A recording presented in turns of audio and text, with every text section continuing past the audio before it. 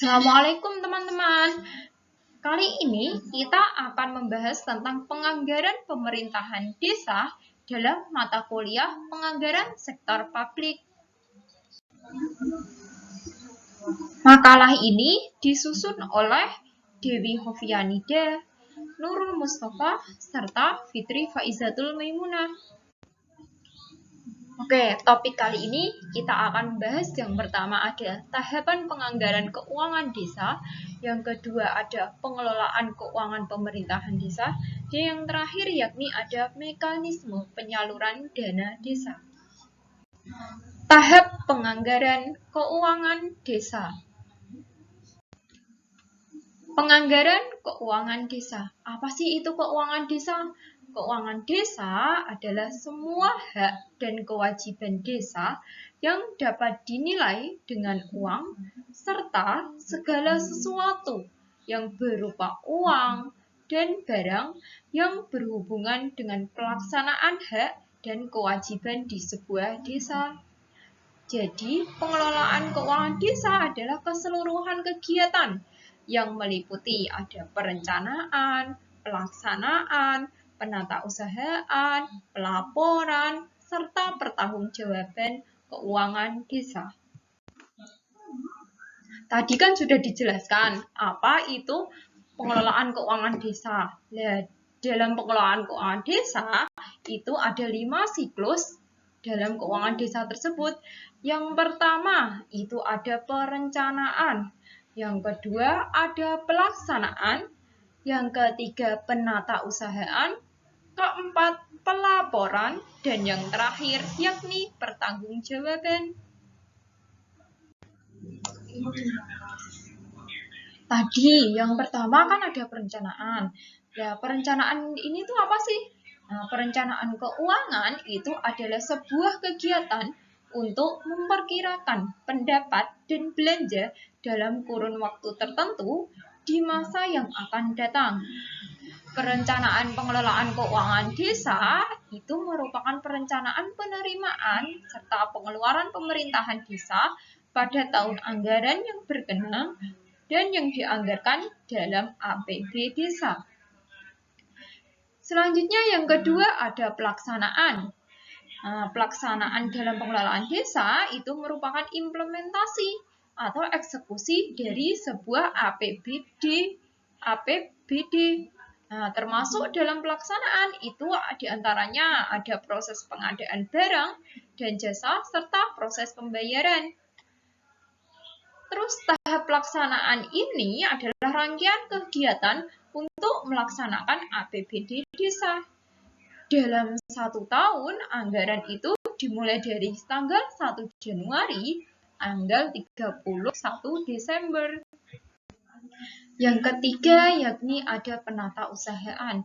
Penatausahaan itu sebuah rangkaian kegiatan yang dilakukan secara sistematis atau teratur serta masuk akal dalam bidang keuangan yang didasari dengan sebuah prinsip, standar, serta prosedur tertentu sehingga informasi yang aktual atau yang benar-benar terjadi itu berkenaan dengan keuangan serta dapat segera diperoleh. Pada tahap ini, proses pencatatan seluruh transaksi keuangan terjadi dalam satu anggaran penuh. Yang keempat, yakni ada pelaporan. Pada tahap ini, pemerintahan desa menyusun laporan realisasi pelaksanaan APBD desa setiap semester yang disampaikan kepada bupati atau wali kota melalui camat, yang terdiri dari adanya laporan pelaksanaan APBD desa dan laporan realisasi kegiatan. Sehingga kepala desa harus menyusun laporan dengan cara menggabungkan seluruh laporan dan paling lambat itu minggu kedua pada bulan Juli dan tahun berjalan. Yang terakhir yakni adanya pertanggungjawaban. Pertanggungjawaban pengelolaan keuangan desa itu dilakukan setiap akhir tahun anggaran yang disampaikan kepada bupati atau wali kota dan di dalam forum musyawarah desa atau musdes. Nah, laporan pertanggungjawaban ini disampaikan paling lambat 3 bulan setelah akhir tahun anggaran berkenang yang ditetapkan dengan peraturan desa. Topik yang kedua yakni adanya pengelolaan pemerintahan desa. Pengelolaan keuangan desa. Pengelolaan keuangan desa ini semestinya membutuhkan pengawasan yang optimal karena pengelolaan keuangan itu merupakan hal yang paling sensitif dalam sebuah tata kelola pemerintahan desa. Maka pengaturannya itu harus transparan dan disiplin anggaran. Selama ini alokasi dana yang diberikan biasanya sudah menjadi tradisi oleh oknum-oknum aparatur desa yang sengaja mengalokasikan dana tidak sebagaimana mestinya, kemudian meminimalisir anggaran yang ditargetkan dan memangkas dana yang dikeluarkan. Tindakan yang menyimpang ini perlu diwaspadai dan diantisipasi karena akan merugikan dan menghambat kemajuan pembangunan yang ada di desa. Pihak-pihak yang bersama-sama bersinergi dalam rangka melakukan pengawasan pengelolaan keuangan desa yakni ada 4. Yang pertama yakni adanya masyarakat. Yang kedua adanya Badan Permusyawaratan Desa atau BPD sebagai wakil masyarakat tingkat desa. Yang ketiga yakni camat. Camat mendapatkan limpahan wewenang dari bupati untuk melakukan pembinaan dan pengawasan pengelolaan keuangan desa. Yang terakhir yakni adanya Inspektorat Kabupaten. Sesuai dengan UU nomor 6 tahun 2014 tentang desa, disebutkan secara tegas bahwa pemerintah kabupaten yang dalam hal ini inspektorat berperan untuk mengawasi pengelolaan keuangan desa dan pendayagunaan aset sebuah desa. Selanjutnya yakni ada implementasi pengelolaan keuangan desa menurut UU nomor 6 tahun 2014. Secara kelembagaan, desa itu telah diatur dalam PP Peraturan Pemerintah nomor 43 tahun 2014 tentang desa yang menjadi landasan yuridisnya. Dalam peraturan ini telah diatur tentang keuangan desa, mulai dari ketentuan umum, sumber pendapatan, anggaran pendapatan dan belanja desa atau APBD, serta pengelolaannya.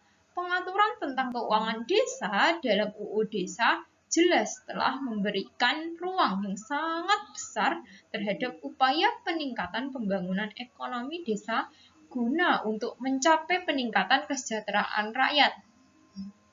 Peraturan ini memberikan landasan bagi desa untuk semakin otonom secara praktik, bukan hanya sekadar normatif berdasarkan UU nomor 6 tahun 2014. Berikut adalah beberapa implementasi dari UU nomor 6 tahun 2014. Yang pertama, desa sebagai self-governing community.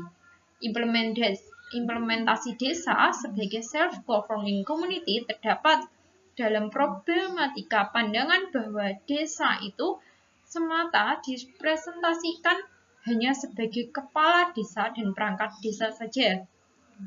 Ini dibuktikan dengan pelibatan masyarakat dalam penyelenggaraan pembangunan desa. Masih kurang hal ini berimplikasi minimnya ruang partisipasi masyarakat dalam program pembangunan yang ada di sebuah desa. Di lain pihak, masyarakat itu tidak peduli atas kesempatan sebagai subjek dalam pembangunan, sehingga arti masyarakat berpemerintah atau self-governing community itu sendiri belum sesuai dengan amanat yang ada di Undang-Undang Desa yang sebenarnya.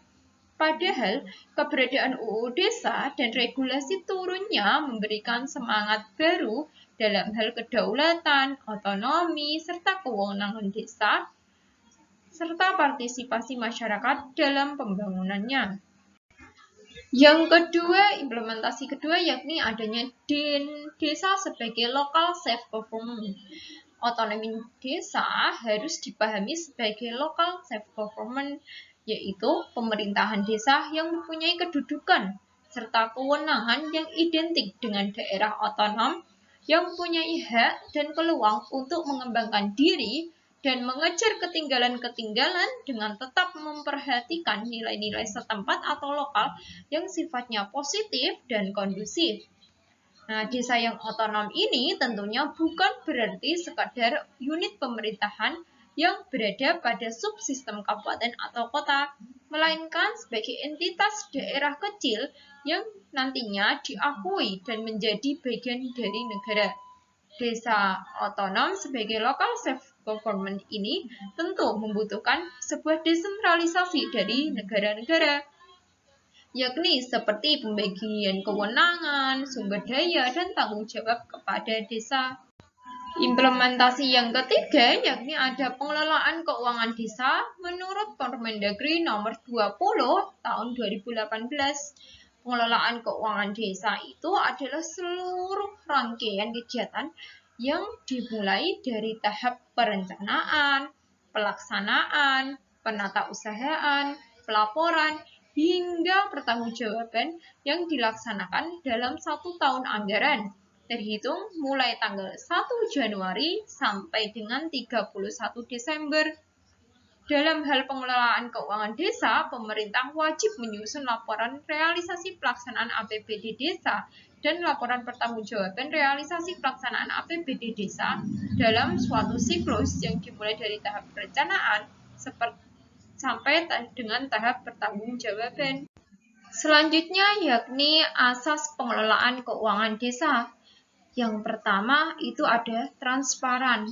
Transparan tuh maksudnya apa sih? Transparan yaitu prinsip keterbukaan yang memungkinkan masyarakat untuk mengetahui dan mendapat akses informasi seluas-luasnya tentang keuangan desa tersebut. Yang kedua yakni akuntabel. Akuntabel yakni perwujudan kewajiban untuk mempertanggungjawabkan pengelolaan serta pengendalian sumber daya dan pelaksanaan kebijakan yang dipercayakan dalam rangka pencapaian tujuan yang telah ditetapkan.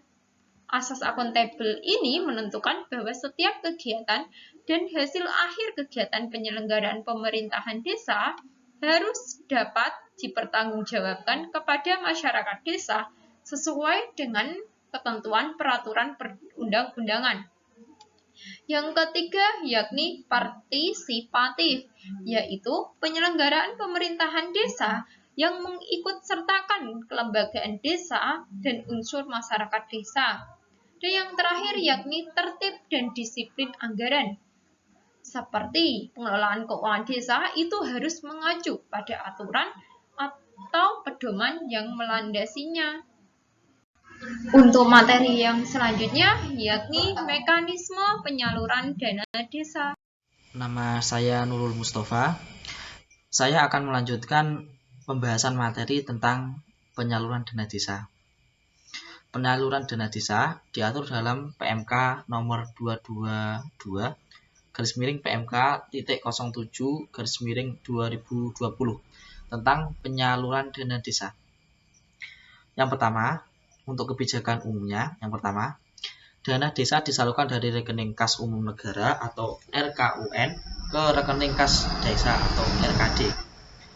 Penggunaan dana desa pada tahun anggaran 2020 yaitu keperluan penyaluran BLT desa yang merupakan prioritas utama, membiayai kegiatan lain di luar BLT desa.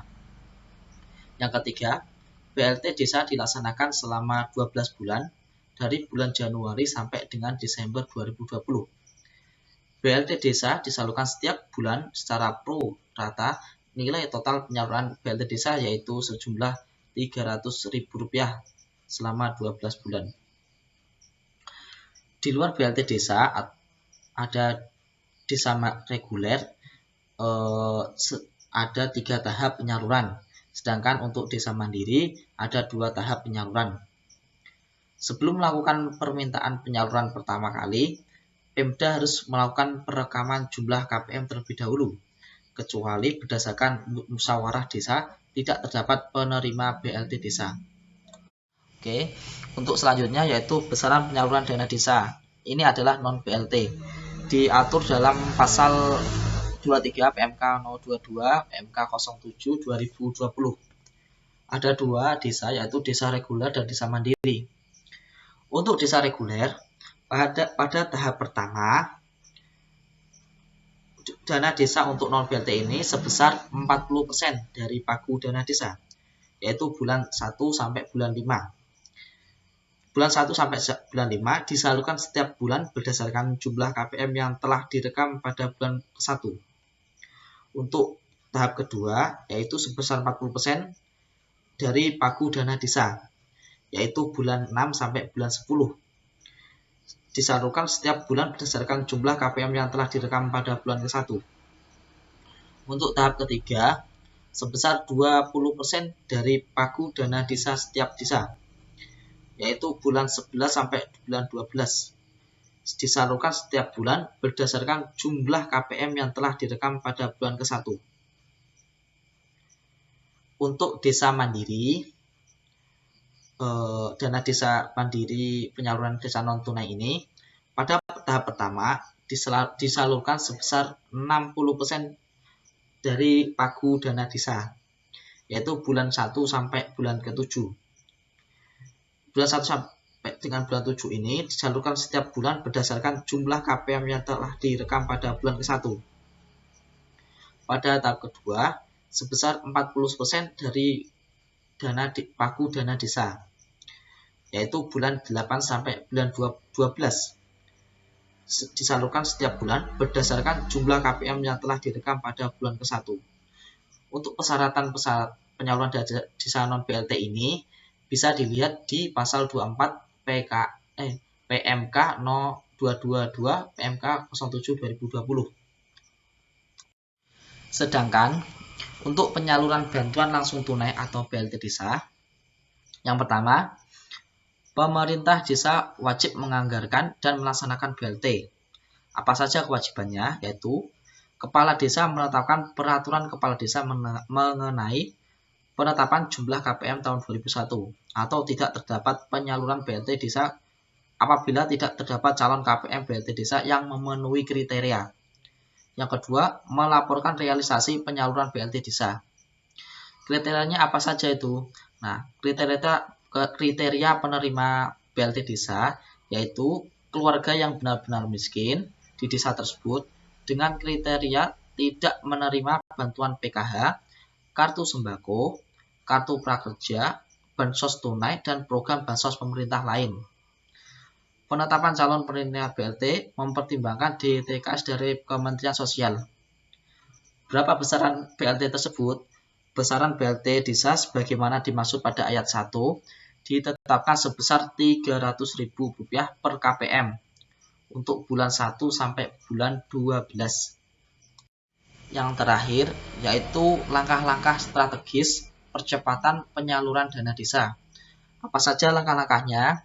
Dari instansi pemerintah daerah, yaitu segera menerbitkan perkada, melakukan perekaman alokasi dana desa, menerbitkan surat kuasa pemindahan hukum, percepatan rekonsiliasi, penyetoran sisa dana desa, berkoordinasi dengan Kemendagri, melengkapi persyaratan penyaluran, mendaftarkan data rekening desa, dan segera mengajukan permintaan penyaluran. Untuk pemerintah desa, segera menetapkan APBDes atau menetapkan Perkades, melaporkan penyaluran BLT desa tahun anggaran 2020, melaporkan penyerapan dan capaian output dana desa, menyelesaikan rekonsiliasi, menyetorkan sisa dana desa.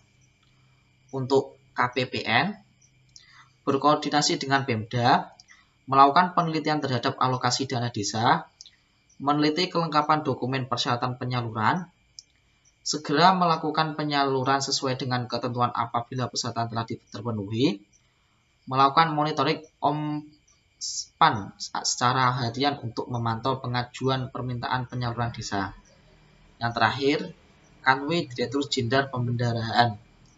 Apa saja yang harus dilakukan? Yaitu melakukan koordinasi dengan Pemda dalam rangka penyaluran dana desa, melakukan pemantauan dan evaluasi terhadap penyelesaian rekonsiliasi sisa dana desa tahun anggaran 2015 sampai 2019. Melakukan pemantauan dan berkoordinasi dengan Pemda atas kewajiban penyaluran sisa dana hasil rekonsiliasi ke RKUN. Dari kami cukup sekian.